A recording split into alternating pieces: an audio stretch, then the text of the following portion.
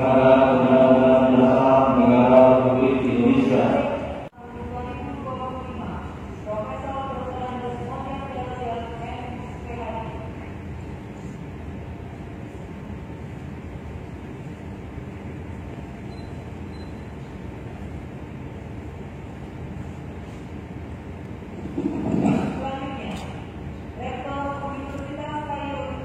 Terima kasih teman-teman semua. Ya alhamdulillah saya pada saat ini diberikan amanah lagi oleh teman-teman di UT melalui perantaraan suara anggota Senat gitu ya. Terus juga dari kementerian alhamdulillah mendapat dukungan penuh. Saya kira ini adalah amanah yang sangat mulia yang harus saya jalankan dengan sebaik-baiknya. Ini adalah kepercayaan dari kawan-kawan di UT, masyarakat sekitar UT, serta dari pihak pemerintah kementerian.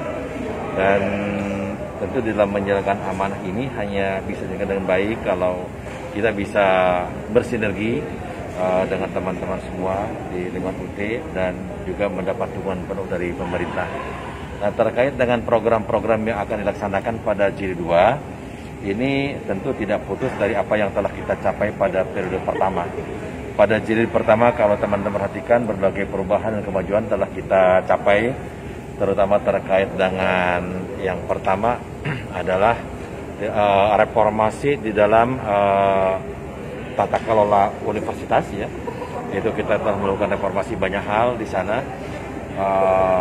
Termasuk misalnya hal-hal yang terkait dengan masalah procurement, pengadaan barang dan jasa kan nilai secara ekonomisnya sangat besar, dan alhamdulillah kita telah melakukan efisiensi yang luar biasa itu di sana dengan melalui pengembangan micro service promise di dalam pengadaan barang jasa sangat transparan dan menghasilkan profit margin yang sangat besar buat UT. Nah, terus juga telah melakukan reformasi dalam bidang akademik dari mulai tatanan kebijakan sampai dengan implementasinya di lapangan. Itu juga telah berkontribusi yang sangat baik terhadap keberhasilan mahasiswa, di mana yang pertama dari sisi jumlah mahasiswa kita sekarang udah mulai merangkak menaik lagi. Yang berikutnya juga telah berdampak pada capaian prestasi mahasiswa yang ditandai indikatornya dengan kenaikan IPK rata-rata mahasiswa. Dan yang berikutnya adalah kenaikan jumlah mahasiswa yang di yudisium. Itu merupakan hasil yang kita capai selama jilid pertama, dan alhamdulillah kita juga bisa buktikan sebagai contoh nyata yang dicapai kemarin oleh UT. Kalau teman-teman melihat formasi penerimaan CPNS pada tahun 2020 gitu kan, hampir 50%-nya disuplai oleh lulusan UT, ya kan? Kita ada sekitar 9.436 yang diterima. Artinya lulusan UT, alumni UT, memang sebagian sudah bekerja kebanyakan, tapi juga ada sebagian yang fresh graduate belum bekerja. Nah, ketika mereka kemudian harus tes ikutan seleksi CPNS, ternyata mereka berhasil dengan baik. Dan UT urutan pertama pada itu gitu kan. Ada urutan kedua berikutnya. Kalau kita 9.430, urutan keduanya itu tidak salah sekitar 3.000-an dari universitas di Jawa Tengah gitu kan. Nah, saya kira ini adalah merupakan bukti hasil yang terkait dengan reformasi akademik. Nah, berikutnya pada jilid kedua, fokus pekerjaan kita akan difokuskan pada dua hal.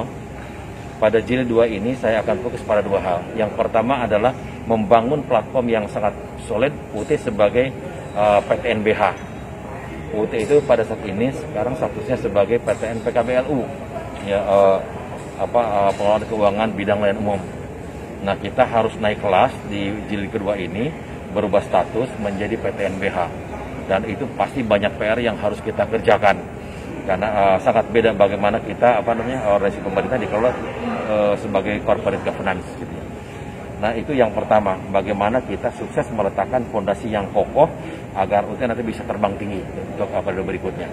Nah, itu yang pertama. Yang kedua adalah kita akan membangun UT sebagai digital learning ecosystem. Nah, apa maksudnya?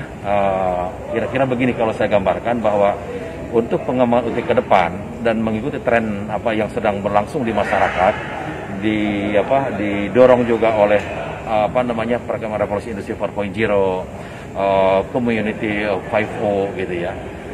Di mana ke depan itu saya melihat bahwa tren pendidikan ke depan akan semakin mengedepankan pemanfaatan teknologi dalam proses pembelajaran. Gitu. Nah, oleh karena itu maka tidak ada jalan lain bagi UT yang memang sudah leading saat ini. UT harus dibangun sebagai digital learning ecosystem. Nah, artinya berbagai hal yang terkait dengan manajemen internal di UT, terus juga yang terkait dengan layanan kemahasiswaan, semuanya harus dibangun dalam satu ekosistem yang digital, di mana pada saat ini kalau saya melihat di setiap unit UT itu kita sudah sudah membangun aplikasi-aplikasi yang digunakan untuk kepentingan pekerjaan teman-teman di unitnya masing-masing. Kita sudah punya standar operating procedure, gitu ya. Kita sudah punya petunjuk kerja. Kita juga sudah punya quality guideline lah di sana, gitu ya. Tetapi masih unit base, Nah, ini sekarang oleh kita harus dijahit semuanya supaya nanti terwadai dalam suatu digital ecosystem tersebut, dalam suatu wadah yang kita sebut sebagai DLE-nya UT, Digital Learning Ecosystem-nya UT, gitu ya, seperti itu. Jadi yang sekarang masih terpisah-pisah, gitu ya, berbagai standar operasi berjalan itu nanti harus dijahit menjadi satu. Nah, itulah yang akan kita lakukan, dan kita bisa melihat, pengambil kebijakan bisa melihat semua hal gitu dalam suatu dashboard yang kita sebut sebagai integrated monitoring systemnya. Jadi enak nanti kalau sudah seperti itu, apapun itu bisa kita lihat di sana. Seperti itu. Nah, kalau itu segera bisa, itulah pekerjaan besar dan berat yang harus saya lakukan sebagai bangunan dasar yang nanti akan digunakan untuk lompatan berikutnya. Terima kasih sudah nonton. Jangan lupa like, subscribe, dan share ya.